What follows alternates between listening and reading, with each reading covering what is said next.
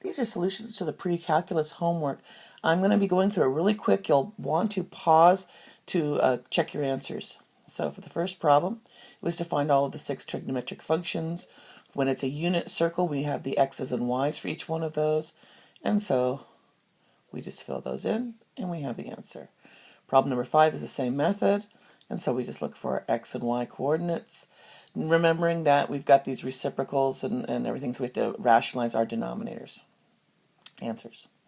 For number 6, same idea, except we got decimals, so just plug those into your calculator. There you go. For number 10, you have to have your unit circle memorized, and so you're thinking about the fact that 5 pi over 4 is the same thing as pi over 4 in quadrant 3, and so it's negative root 2 over 2, negative root 2 over 2. Looking for the coordinates for pi over 4, we've got that. And that's how we're going to find the answers to all the 6 trigonometric functions. Granted, this problem only asks for the first 3, sine, cosine, and tangent, but it's always good to practice using all 6. And so in each one of these, I'm doing all 6 of them. So each time I look for the coordinate first, and then I can answer the question as to what are the 6 trigonometric functions. And negative 5 pi over 4, that would be pi over 4 in quadrant 2. Remembering we just went clockwise for that, so again, finding my coordinates. And I can answer the question for the 6 trigonometric functions.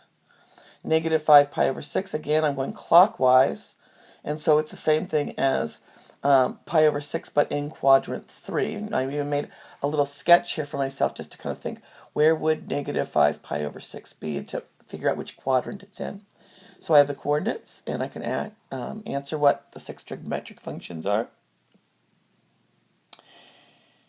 For this problem, again, I'm looking for the coordinate points for 11 pi over 6, and I have those, and so now I can answer the question for all 6. And here I've got 4 pi over 3 is the same as pi over 3 in quadrant 3. So I've got those. Every time I'm just thinking which quadrant would its parent angle come from, and then I can use that to find my coordinates and use that for all my trig functions. Negative 2 pi would be the same thing as 0 or positive 2 pi. And regardless, it's the coordinate 1 comma 0. And so I have the sine, cosine, and tangent of that, looking at my sines being my y's. My sines being my y's, and my cosines being my x. And then tangent, of course, is with the y over the x.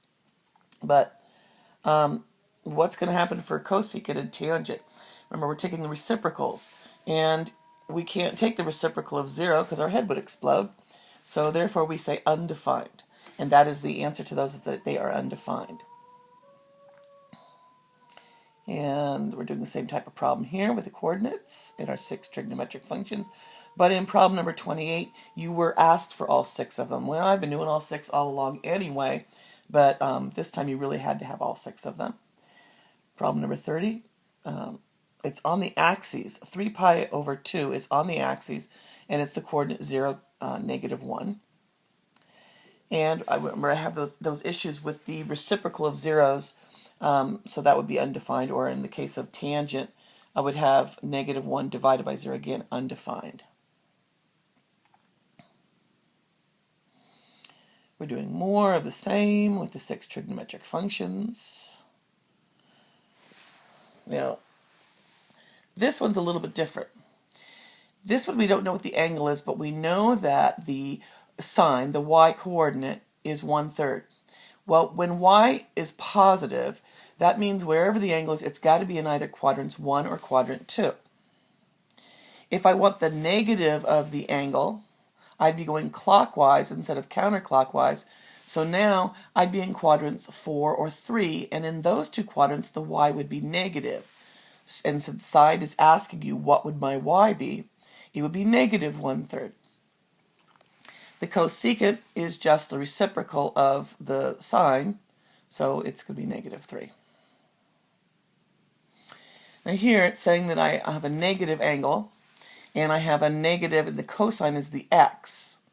For the x's to be negative, think carefully which quadrants that would be in. It'd be in quadrant 2 or 3.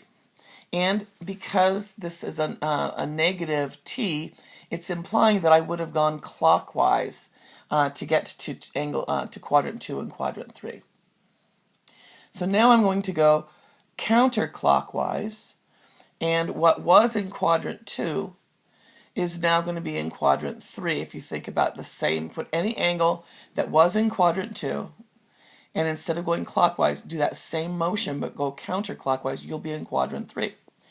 And if you did a rotation that got you to quadrant 3 going clockwise, do that same rotation counterclockwise, and you'll be in quadrant 2. But that just means we're still in quadrants 2 and 3, so the x is still negative, and so we have the same answer. X is equal to, or actually the cosine is going to equal negative 7/8.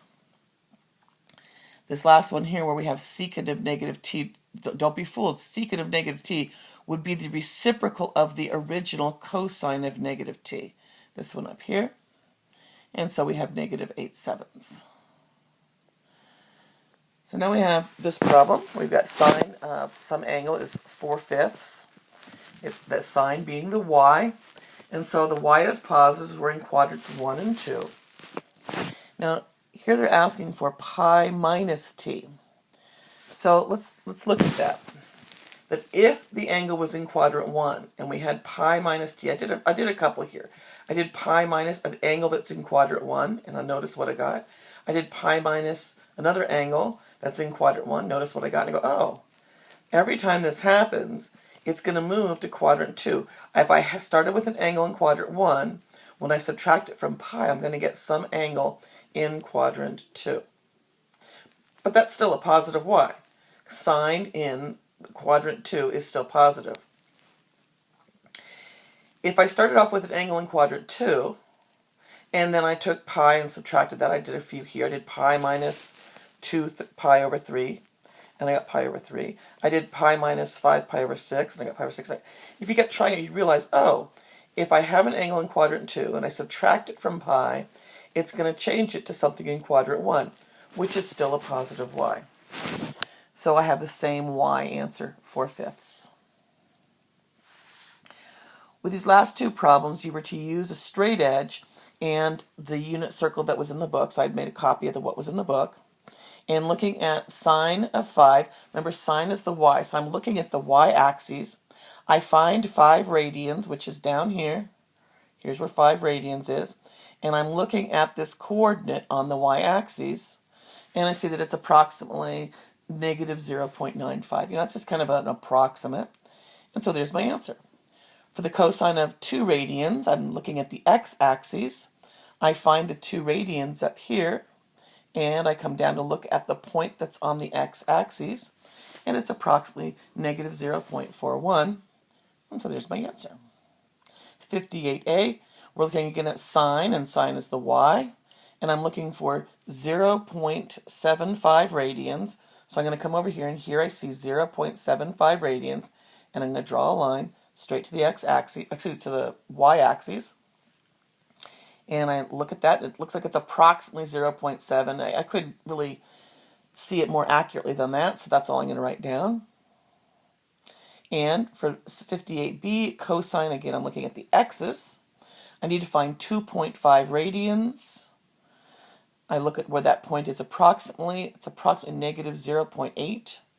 And we have it. Now, you could, at this point, put each one of these in your calculator. And you could put sine of 5 radians in your calculator, but you'll need to know how to make sure your calculator is in radian mode to do that. And you could check to see how close we got. And it doesn't matter if we should be somewhat close. But if the answer was negative 0.93 or something, it's okay. We're not being very accurate in how we're looking here. We're just trying to get a ballpark figure of what those x's and y coordinates would be for each of these radians, for 5, 2, 0.75, and 2.5 radians.